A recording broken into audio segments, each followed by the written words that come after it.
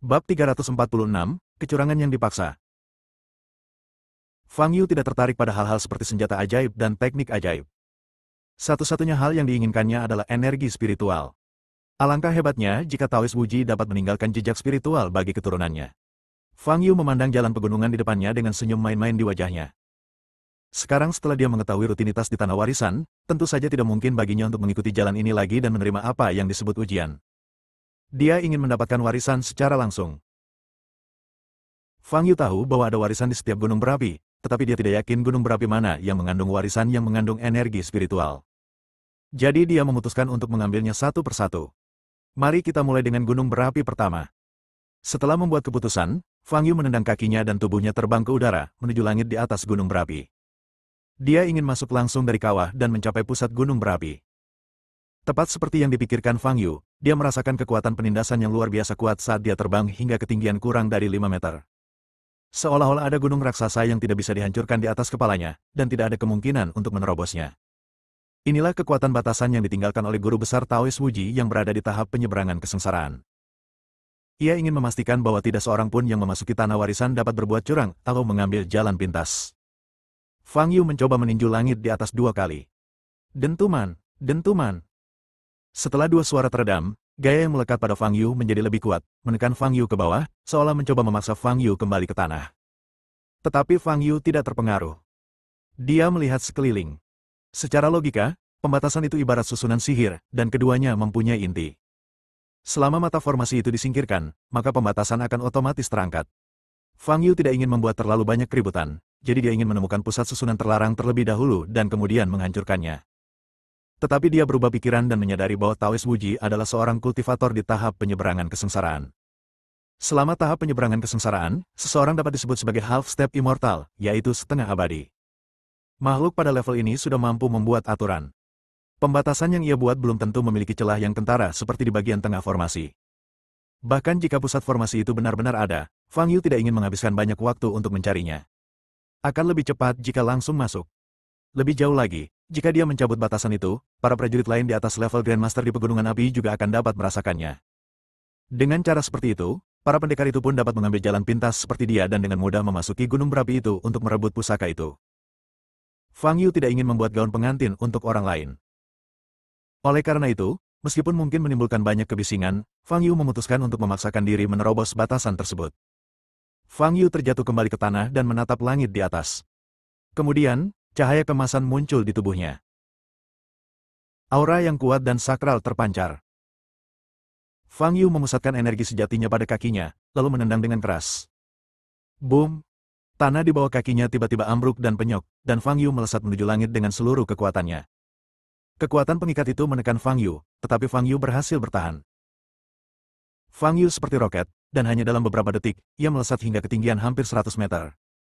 Semakin tinggi dia melangkah, semakin kuat pula kekuatan yang meremas Fang Yu.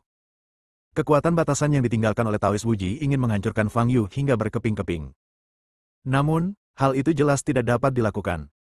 Hanya sekitar 100 meter, tetapi tekanannya hampir sama dengan yang saya alami ribuan meter di bawah laut Pulau Kowloon. Sungguh menakjubkan, Fang Yu berpikir dalam hati. Tetapi meskipun dia memikirkan hal ini, Fang Yu tidak berhenti. Gunung berapi pertama tingginya sekitar 300 meter, dan Fang Yu dengan cepat menembus ketinggian 200 meter. 200 meter, 230 meter, 250 meter, 260 meter. Saat mendaki, Fang Yu samar-samar bisa melihat sekelompok prajurit berjalan di sepanjang jalan pegunungan di kaki gunung. Saat ketinggian meningkat, tekanan pada Fang Yu telah mencapai puncaknya. Kepadatan daya di sekelilingnya telah mencapai titik di mana bahkan setitik debu pun tidak dapat masuk. Pada posisi ini, jika Fang Yu digantikan oleh makhluk apapun di bumi, bahkan benda mati yang sangat keras sekalipun, ia akan musnah seketika. Kekuatan larangan itu sudah mencapai batasnya. Maafkan aku. Senyum muncul di wajah Fang Yu, dan energi sejati dalam tubuhnya meledak lagi. Boom! Dengan suara keras, sosok Fang Yu melesat ke langit lagi, dan hanya dalam hitungan detik, dia sudah tiba di kawah. Berdiri di tanah di depan kawah, Fang Yu menatap sinar cahaya merah di depannya, matanya bergerak sedikit. Pintu masuk ke warisan pertama ada di sini. Fang Yu berjalan lurus menuju kawah, lalu melompat dan melompat ke dalamnya. Boom! Mendengar suara keras yang datang dari atas, sekelompok prajurit yang berjalan di depan jalan pegunungan menuju gunung berapi pertama tampak terkejut. Mereka telah mencapai lereng gunung, menghadapi banyak bahaya, dan kehilangan dua orang rekan mereka. Apa yang terjadi? Tanya seorang guru. Aku tidak yakin, suara itu sepertinya berasal dari atas. Pemimpin tim Wuzun menjawab dengan ekspresi serius. Apakah sudah ada yang naik ke sana? Tanya master lainnya. Tidak mungkin. Sampai sekarang, kita adalah tim yang berjalan di depan. Wuzun mengerutkan kening dan berkata, setelah memasuki pegunungan berapi-api, semua orang bersaing secara setara. Dalam menghadapi batasan yang kuat, tidak seorang pun dapat mengambil jalan pintas. Bahkan anak-anak dari keluarga bangsawan tidak dapat menggunakan senjata sihir atau mantra mereka.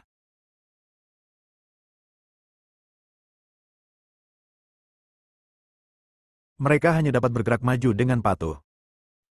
Di belakang tim ini adalah tim yang dipimpin oleh putra tertua keluarga Wu, Wisdi dan tunangannya Mala. Di belakang kedua orang ini ada 4 prajurit kuat di alam kehormatan bela diri yang berjalan maju bersama.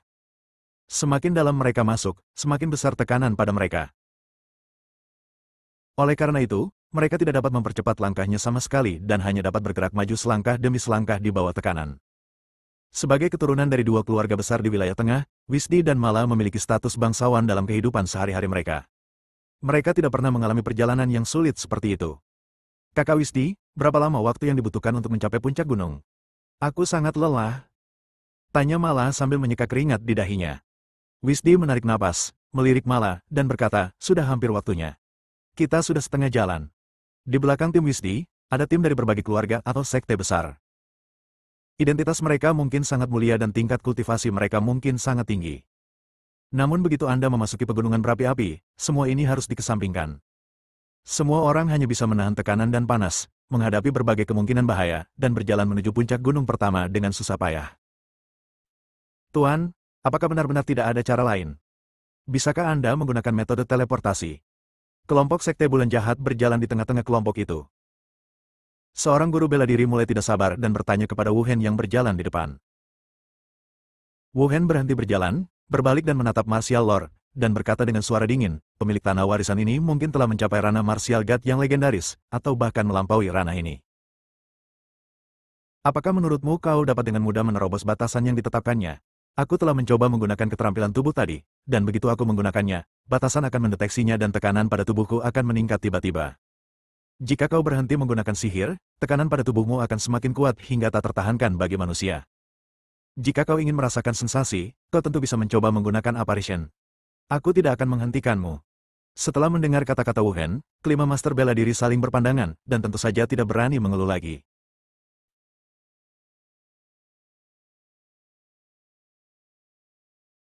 Setelah Fang Yu melompat ke dalam kawah, dia tiba di dunia yang benar-benar baru.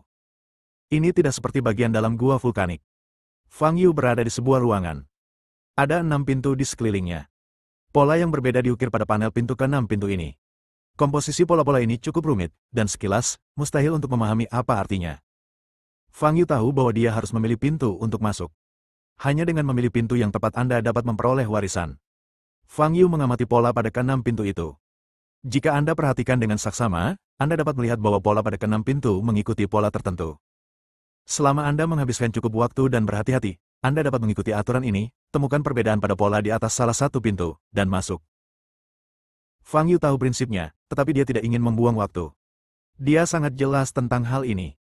Artinya, warisan yang ditinggalkan oleh Taoist Wuji tidak mungkin meninggalkan ujian yang sangat berat, kalau tidak, tidak akan ada seorang pun yang mampu memperoleh warisan tersebut. Oleh karena itu, Fang Yu hanya perlu membuka ke-6 pintu ini satu kali. Memikirkan hal ini, Fang Yu membuka pintu di depannya. Bab 347, Minggir. Di balik pintu gelap gulita. Melihat pemandangan ini, Fang Yu tahu bahwa dia telah membuat pilihan yang salah. Ah! Seekor serigala melolong dalam kegelapan. Kemudian, muncullah seekor serigala besar berambut hitam. Fang Yu mengenali serigala ini. Serigala bermata hitam, monster tingkat ke-6. Aduh! Serigala bermata hitam itu membuka mulutnya yang berdarah dan menerkam ke arah Fang Yu. Boom!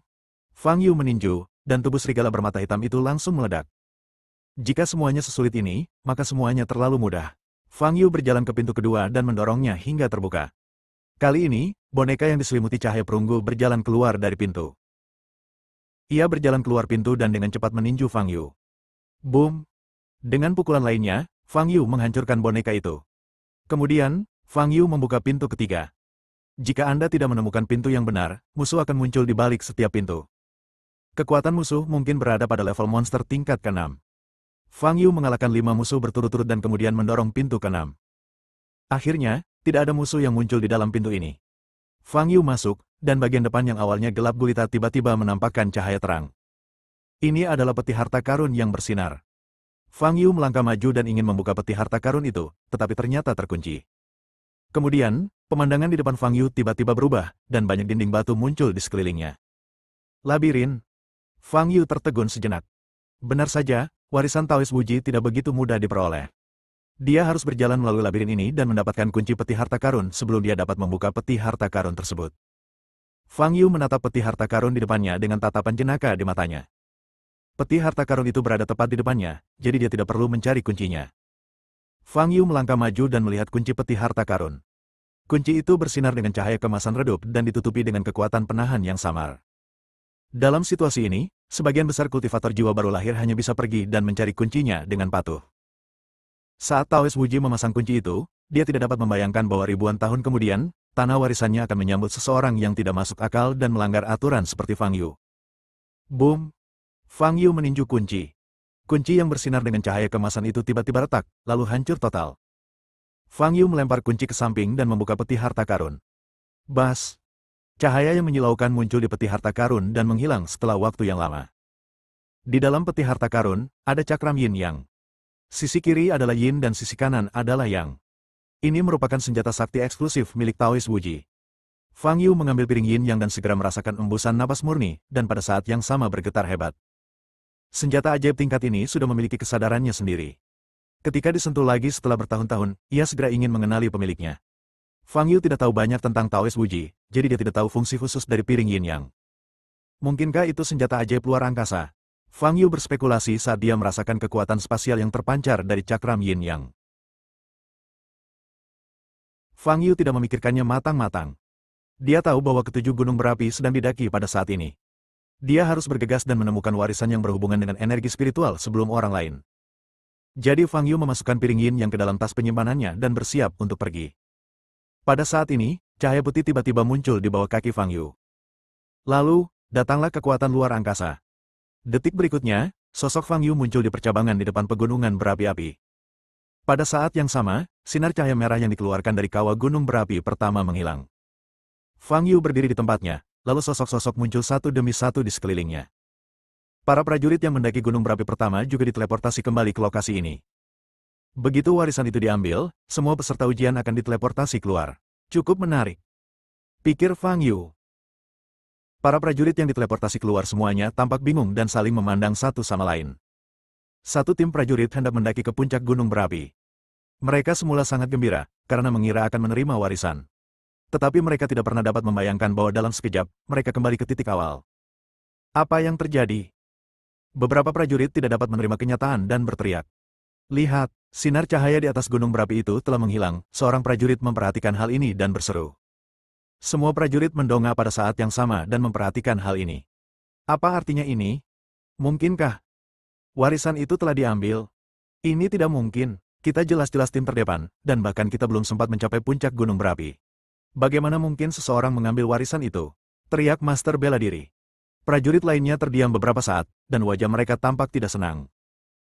Mereka mendaki jarak yang sangat jauh di bawah tekanan yang luar biasa, tetapi dalam sekejap mata semua usaha mereka menjadi sia-sia, yang membuat mereka merasa sangat tertekan dan tidak nyaman.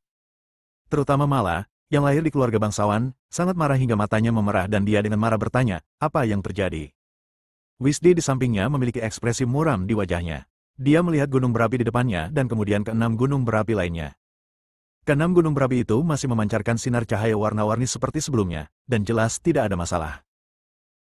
Jika terjadi sesuatu yang salah pada gunung berapi yang pertama saja, ada kemungkinan besar warisan akan dirampas. Siapa ini? Wisdi melihat sekelilingnya dengan mata tajam. Wu Hen juga memasang ekspresi buruk di wajahnya saat ini, melirik orang-orang di sekitarnya. Aura yang dipancarkan oleh cakram yin yang pasti akan terdeteksi. Kita sebaiknya tidak tinggal lama di sini. Memikirkan hal ini, Fang Yu ingin berjalan menuju gunung berapi kedua.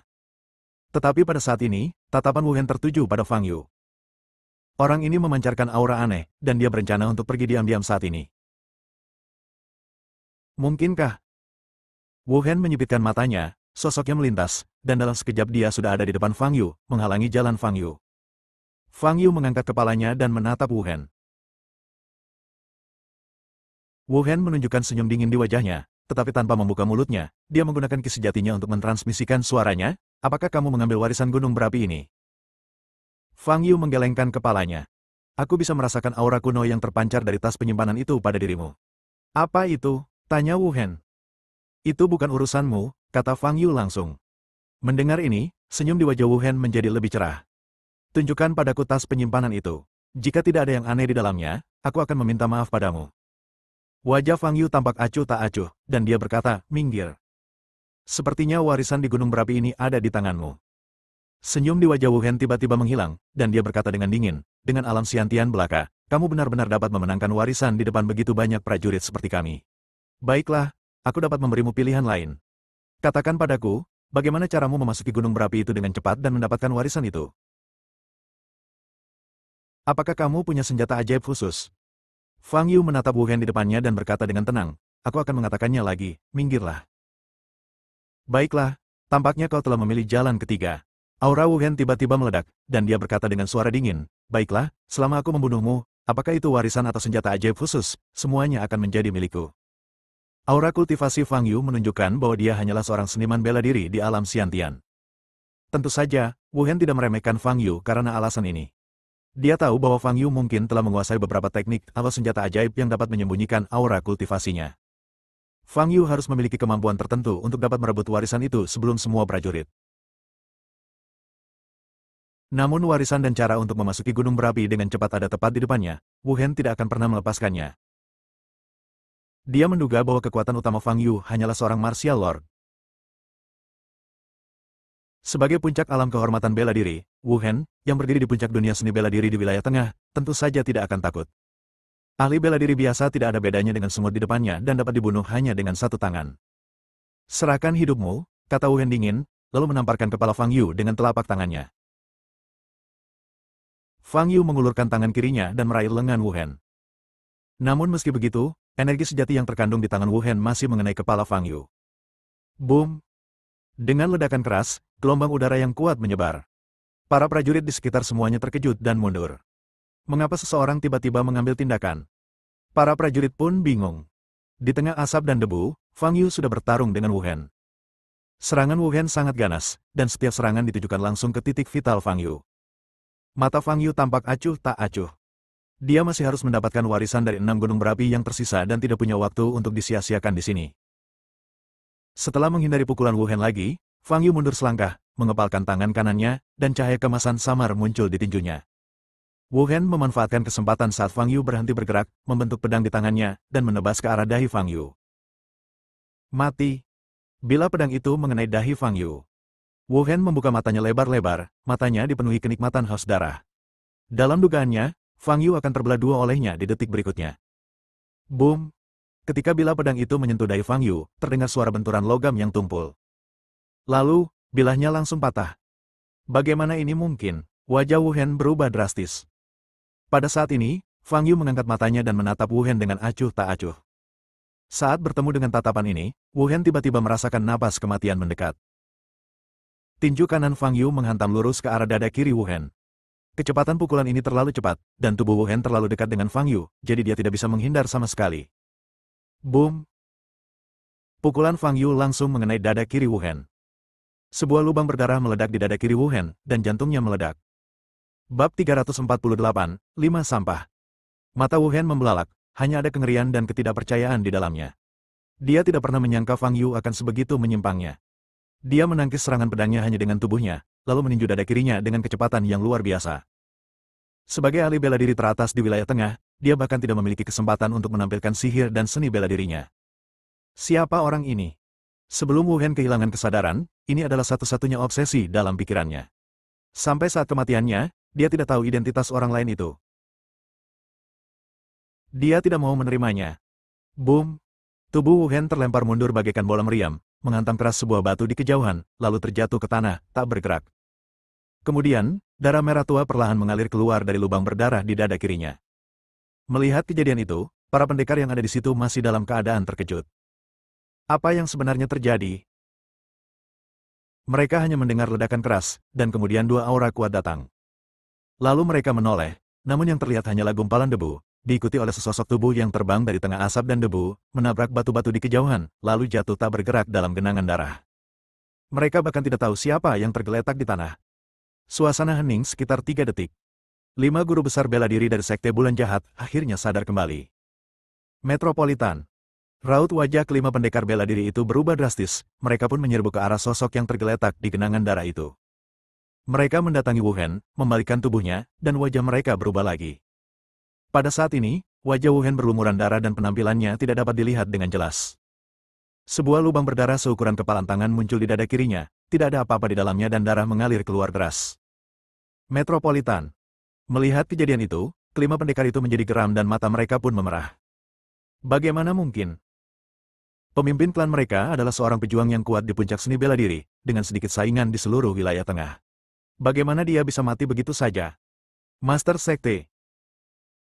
Dia pasti disergap, bagaimana mungkin ada orang yang bisa melukainya dalam pertarungan langsung? Seorang master bela diri tidak mau mempercayainya dan berkata dengan suara serak. Pada saat ini, para prajurit di belakang juga menyadari identitas orang yang tergeletak di genangan darah. Pemimpin Sekte Bulan Jahat, Sekte Seni Bela Diri nomor 1 di wilayah tengah, Wu Hen. Itu sebenarnya dia? Bagaimana mungkin itu dia? Di wilayah tengah, meskipun tidak ada pernyataan yang jelas, sebagian besar pendekar di dunia seni bela diri secara diam-diam setuju bahwa Wu Hen adalah salah satu dari 3 pendekar terkuat di wilayah tengah. Banyak pendekar bahkan secara langsung menyebut Wu Hen sebagai orang nomor 1 di dunia seni bela diri pusat. Tetapi sekarang dia terjatuh ke tanah dan hidup atau matinya tidak diketahui. Terlebih lagi, pertarungannya dengan lawannya mungkin bahkan tidak berlangsung selama 10 detik. Apakah ini pembunuhan instan? Seorang prajurit menelan ludah dan berkata dengan ngeri. Saat semua pendekar masih dalam keadaan terkejut, kelima pendekar bela diri yang mengelilingi jasad Wu Hen menoleh dan melihat ke arah tempat Wu Hen sedang bertarung dengan yang lain, mencoba mencari Fang Yu. Tak seorang pun prajurit yang hadir menyadari siapa yang sedang bertarung dengan Wu Hen, tetapi mereka berlima melihat penampilan Fang Yu. Dia adalah seorang pria parubaya kurus yang mengenakan jubah berwarna terang. Kelima jagoan bela diri itu menatap ke arah tempat yang retak akibat ledakan energi sejati itu, tetapi mereka tidak melihat Fang Yu. Mereka memandang para prajurit yang berdiri di hadapan mereka, tetapi tetap tidak melihat sosok itu. Sialan! Lolos! Seorang guru bela diri berdiri, matanya merah, dan aura kuat keluar dari tubuhnya. Dalam waktu sesingkat itu, pihak lain tidak mungkin bisa melarikan diri terlalu jauh. Dia pasti masih di sini. Dia melirik para prajurit yang berdiri di belakangnya dan berteriak, keluar sekarang. Aku akan membunuhmu. Balas dendam untuk Tuan. Aura jagoan bela diri ini begitu dahsyat, membuat hati para pendekar yang hadir bergetar hebat. Beraninya mereka memprovokasi orang-orang kuat dari Sekte Bulan Jahat. Jika kau seorang pria, berdirilah. Aku akan membunuhmu. Seorang ahli bela diri lainnya juga kehilangan akal sehatnya dan berteriak kepada para prajurit di depannya. Aura kultivasi dari 5 penguasa bela diri meledak sepenuhnya, menyebabkan tekanan udara di sekitarnya turun tiba-tiba. Kekuatan penindasan yang menyesakkan melingkupi setiap prajurit. Beberapa master dengan basis kultivasi rendah hampir tidak dapat menahannya, wajah mereka menjadi pucat dan tubuh mereka gemetar. Bagi mereka, ini benar-benar bencana yang tidak terduga. Setelah mendaki gunung berapi dengan susah payah hampir sepanjang hari, dia tiba-tiba diteleportasi kembali ke titik awal di kaki gunung, dan kemudian secara misterius menderita amukan 5 master bela diri. Sungguh sial. Malah, tunangan Wisdi, putra tertua keluarga Wu, baru saja memasuki alam Grandmaster dan fondasinya tidak stabil. Menghadapi tekanan dari kelima jago bela diri itu, dia tidak sanggup menahannya, tubuhnya lemas, dan dia pun terjatuh ke tanah. Wisdi yang berdiri di sampingnya pun segera merangkul pinggangnya dan menopangnya. Tetapi Wisdi sendiri merasa sulit menanggung tekanan ini. Melihat kelima pendekar yang kehilangan kesabaran di hadapannya, Wisdi berkata dengan muram, setiap kesalahan pasti ada pelakunya. Jika kamu ingin menemukan pembunuh yang melukai Master Sekte Wu Hen, tidak perlu melibatkan pendekar lain yang hadir di sini, kan? Setelah mendengar perkataan Wisdi, kelima panglima bela diri itu semua menatap Wisdi dengan niat membunuh yang tak terhingga di mata mereka. Mereka dipenuhi dengan kebencian dan kemarahan. Jika Wisdi berdiri untuk menghentikan perilaku mereka saat ini, dia akan mencari kematian. Kalian bukan apa-apa. Jika kita tidak dapat menemukan orang yang membunuh pemimpin sekte kita hari ini, apa pentingnya jika kita membunuh kalian semua? Salah satu guru bela diri berteriak dengan marah. Begitu kata-kata itu keluar, wajah semua prajurit yang hadir berubah. Ini terlalu berlebihan. 5 master bela diri dari Sekte Bulan Jahat benar-benar tidak menganggap serius kelompok pendekar ini. Pemimpin klanmu sudah meninggal, apa hubungannya dengan kita? Benar sekali. Jika kau benar-benar berani menyerang kami, Asosiasi Bela Diri pasti akan memberikan sanksi kepada sektemu. Aku tidak percaya kau berani melakukannya. Semua prajurit menyuarakan ketidakpuasan mereka. Perkataan sang guru bela diri tadi bagaikan tong mesiu yang meledak, membuat suasana menjadi kacau. Fang Yu, yang bersembunyi di antara kerumunan, memanfaatkan kesempatan ini untuk berjalan menuju gunung berapi kedua. Baiklah, kalian mencari kematian, kan? Kalau begitu aku akan mulai dari kalian. Master bela diri dari Sekte Bulan Jahat benar-benar kehilangan akal sehatnya. Dia melangkah maju 2 langkah, dan aura kultivasinya benar-benar dilepaskan. Wisdi melangkah maju 2 langkah dan berkata dengan suara berat, "Saya Wisdi dari keluarga Wu. Apakah Anda, Sekte Bulan Jahat, yakin ingin melakukan ini?" "Keluarga Wu kami. Pergi." Wu Zun yang memimpin berteriak dengan marah. Suara ini mengandung kekuatan energi sejati dan menyerbu langsung ke arah Wisdi. Engah. Wisdi sama sekali tidak siap untuk bertahan, dia memuntahkan darah dan terlempar mundur. Kakak Wisdi, malah berteriak dan berlari menghampiri. 2 jago bela diri di belakang Wisdi langsung menyerbu ke depan dengan ekspresi yang sangat jelek. "Keluarga Wu, pemimpinmu sudah meninggal, jadi tidak ada gunanya bagimu," teriak Wu Zun dengan marah.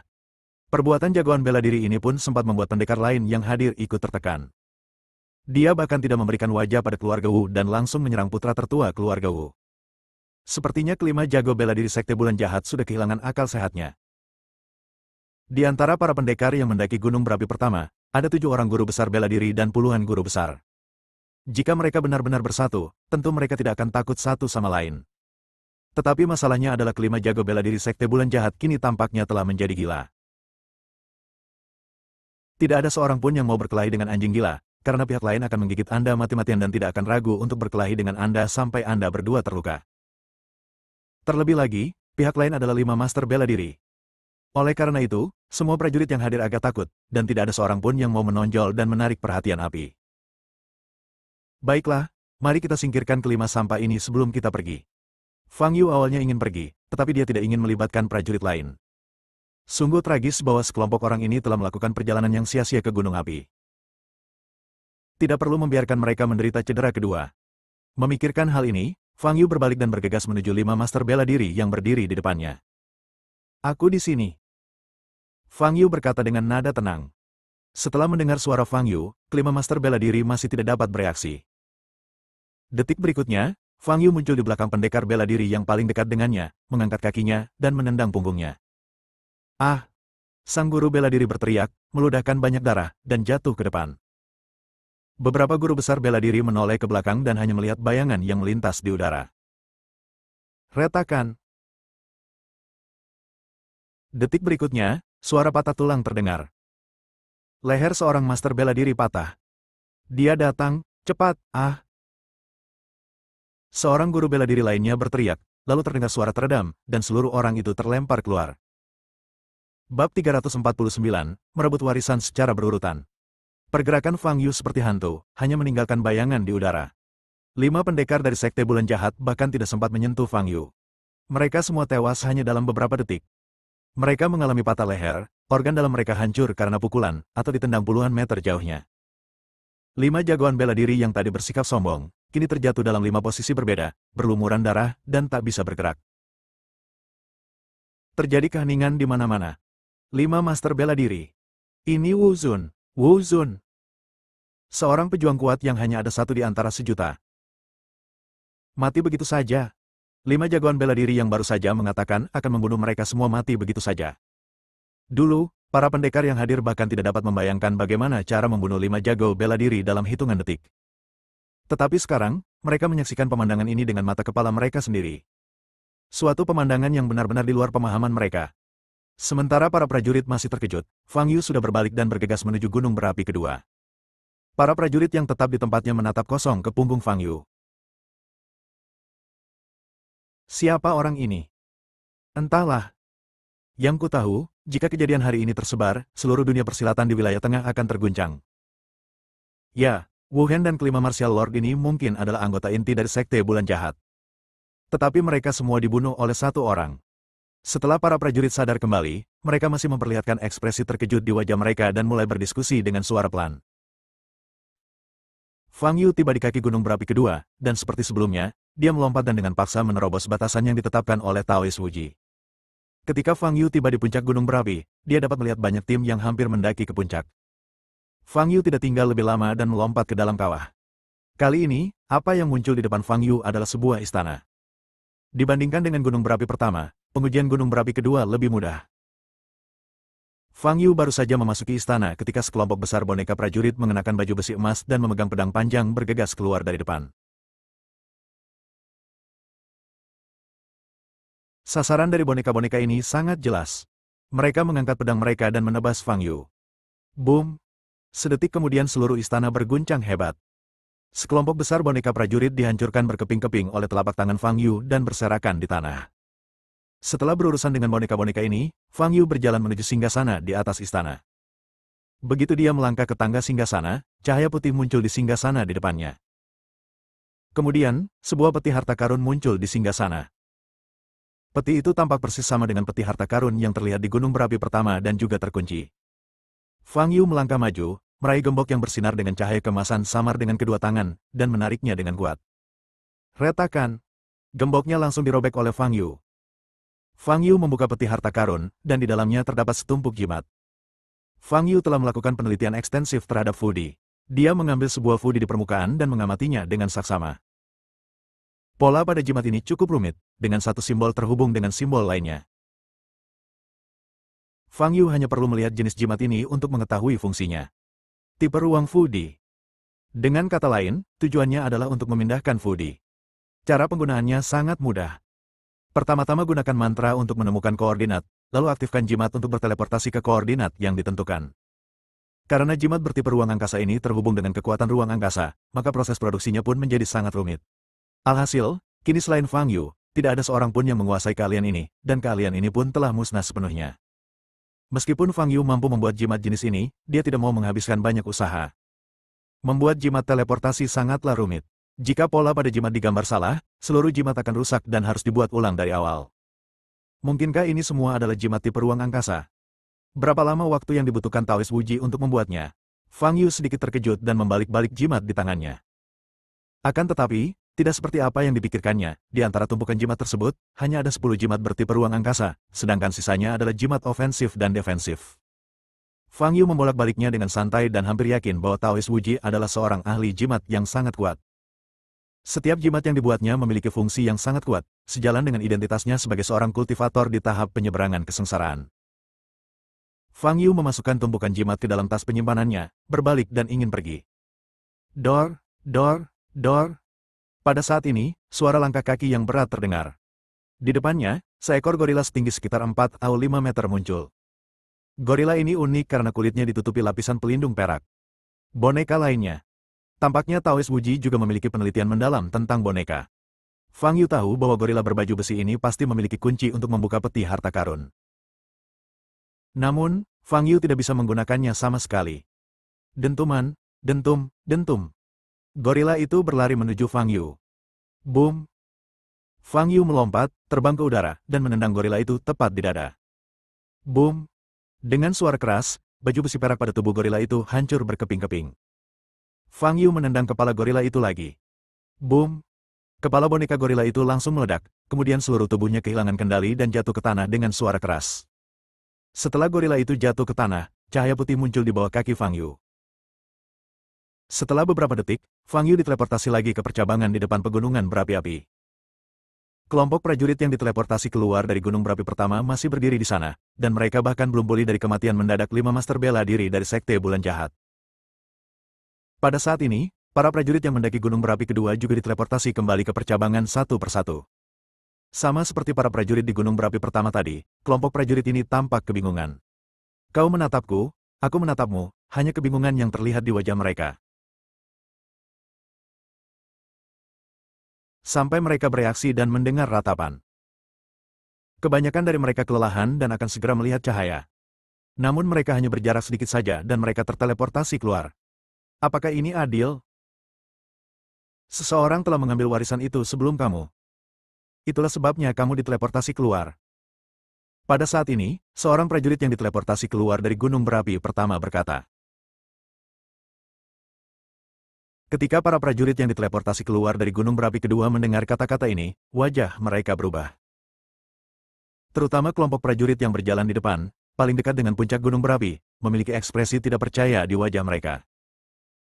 Mereka yakin mereka ada di depan. Bagaimana mungkin seseorang mengambil warisan itu sebelum mereka? Kami menduga, pasti ada seseorang yang memiliki senjata ajaib khusus yang dapat menghindari batasan di sini, sehingga dapat mengendalikan udara agar dapat terbang dan mencapai puncak gunung berapi dengan cepat. Kata prajurit lainnya. Mendengar kata-kata itu, para prajurit yang diteleportasi keluar dari gunung berapi kedua merasakan firasat buruk di hati mereka. Jika ini benar, maka perjalanan mereka akan sia-sia.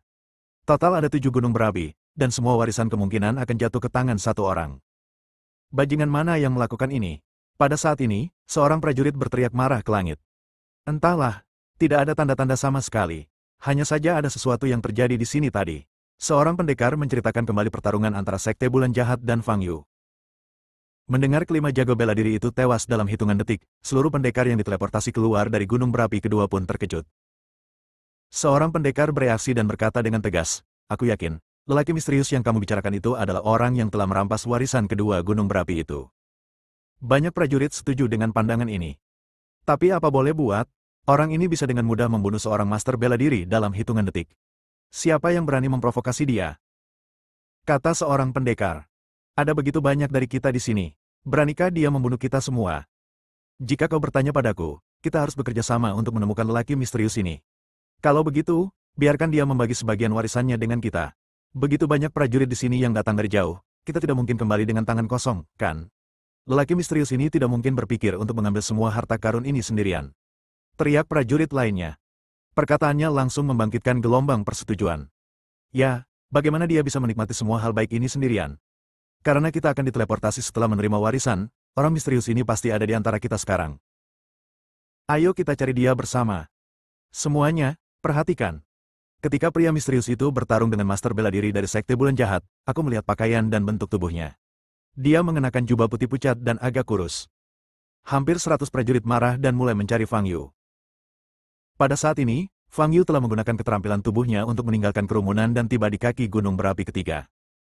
Bab 350, bertemu Teller lagi. Fang Yu sekali lagi menerobos batasan, mencapai puncak gunung berapi, dan melompat ke bagian dalam. Sama seperti sebelumnya, ujian yang ditetapkan oleh Taoist Wuji sama sekali tidak sulit bagi Fang Yu. Dalam waktu singkat, Fang Yu mendapatkan warisan dari gunung berapi ketiga. Pedang kayu persik. Fang Yu yakin bahwa ini bukanlah senjata, tetapi senjata ajaib.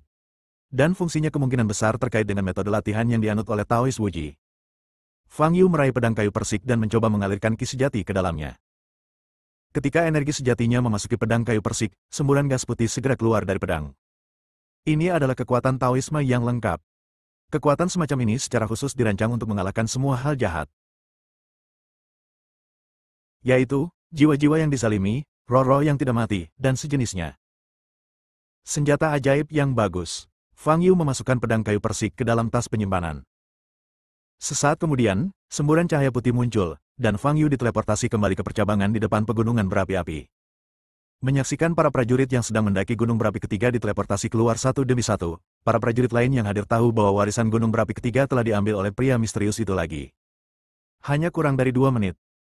Mereka bahkan mengira lelaki misterius itu masih berdiri di antara mereka, mencari, tetapi dalam sekejap mata, bahkan warisan gunung berapi ketiga pun hilang. Bukankah ini terlalu cepat? Bagaimana mungkin bajingan itu melakukannya? Para prajurit yang berdiri di persimpangan meratap, hati mereka dipenuhi kebencian. Mereka menempuh perjalanan jauh ke pegunungan api, mendaki ke puncak gunung berapi di bawah tekanan luar biasa dan suhu yang sangat tinggi, yang menghabiskan sejumlah besar energi. Awalnya mereka senang bahwa tempat warisan ini memiliki larangan seperti itu, yang memungkinkan setiap orang bersaing dengan cara yang relatif adil. Namun tak seorang pun menyangka akan ada orang yang mampu memanfaatkan celah tersebut dan melampaui mereka semua untuk memperoleh warisan. Ini benar-benar penghinaan bagi semua pejuang yang telah bekerja keras untuk mencapai puncak. Mereka merasa usaha mereka diinjak-injak. Kita harus menemukan bajingan itu.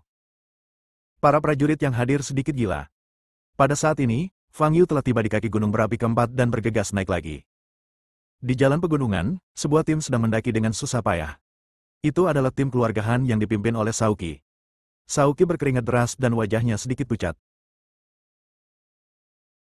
Semakin tinggi Anda mendaki, semakin besar tekanan pada Anda. Sekarang mereka berada sangat dekat dengan puncak gunung berapi, dan tekanan yang mereka alami bahkan lebih besar. Tian, yang mengikuti Saoki, telah pingsan saat ini. Kultivasinya awalnya lemah, dan tekadnya juga tidak kuat. Dia hanya bisa maju dengan bantuan seorang tetua marsial honor realem.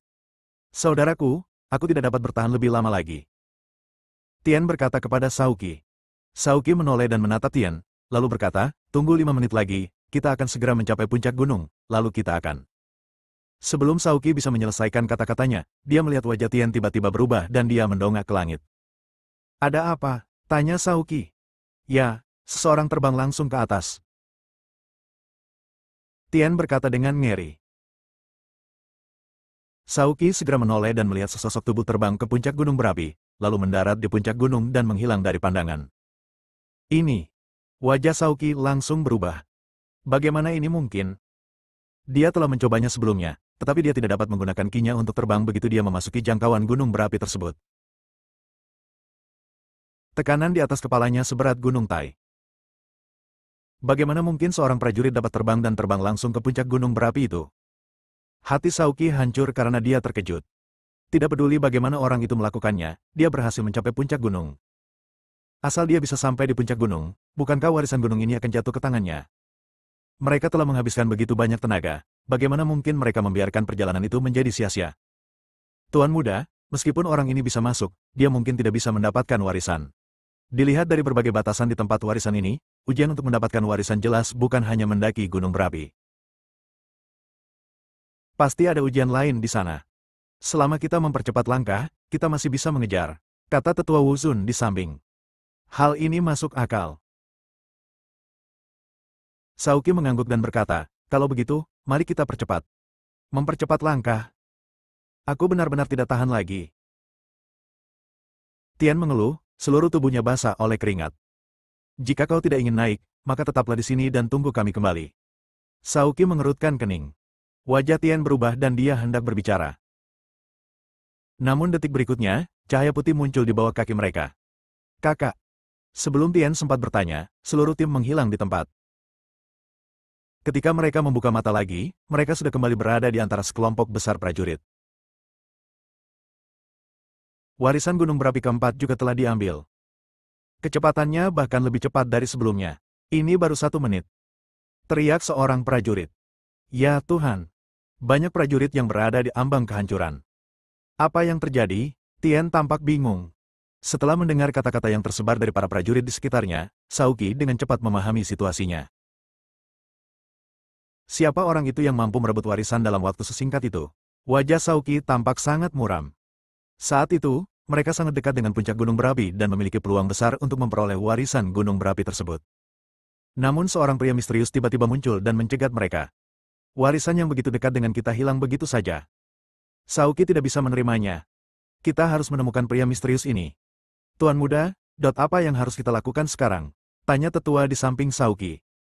Tunggu. Kata Saoki. Apa yang kamu tunggu? Tanya Tian. Karena pria misterius itu bisa mendapatkan warisan di gunung berapi dengan begitu cepat, mari kita tunggu sampai dia mendapatkan warisan dari ketujuh gunung berapi itu. Saoki berkata dengan dingin, seseorang dengan 7 harta pasti akan memancarkan aura yang aneh. Kemudian kita bisa mengidentifikasi identitas dan lokasinya dan membuatnya memuntahkan harta karun itu. Tetapi bagaimana jika orang itu mengambil barang-barang itu dan melarikan diri? Tanya Tian. Begitu warisan setiap gunung diambil, semua orang di gunung akan diteleportasi keluar. Dia tidak bisa melarikan diri secara langsung.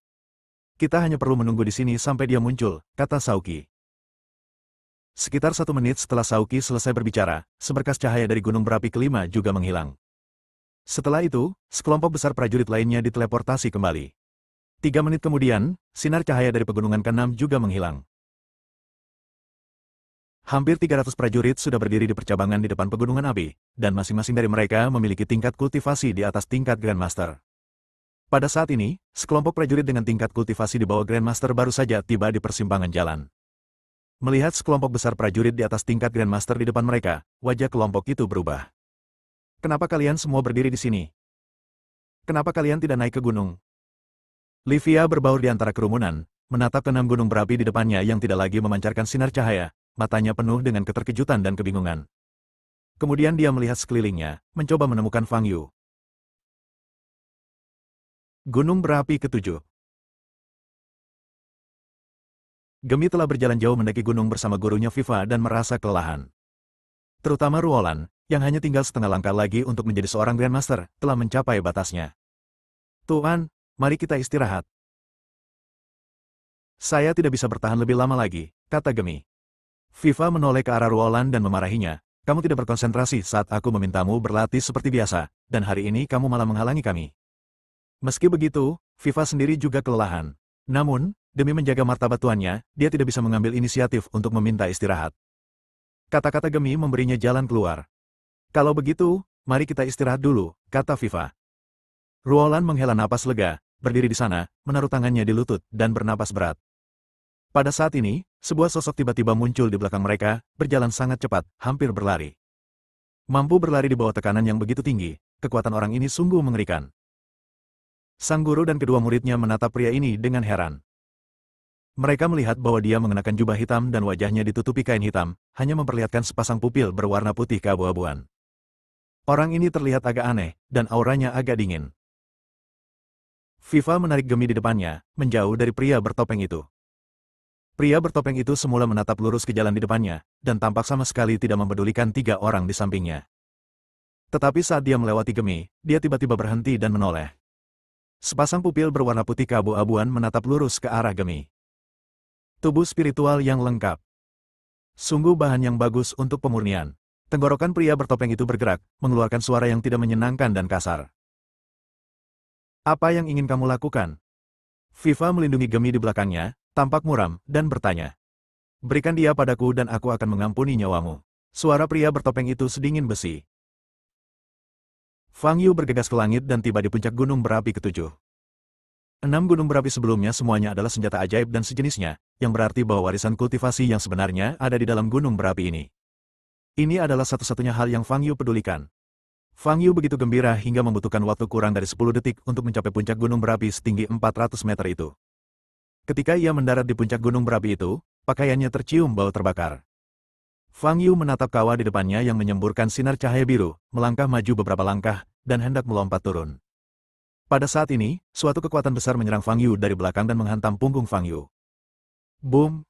Terdengar suara ledakan keras, dan Fang Yu masih berdiri di sana, tetapi batu di bawah kakinya meledak. Fang Yu menoleh dan melihat Teller, berpakaian hitam, menatapnya dengan ekspresi dingin. Siapa kamu? Teller bertanya dengan suara dingin, mengangkat tangan kanannya bersamaan. Kedua cincin di jarinya bergetar dan bersinar. Bersambung.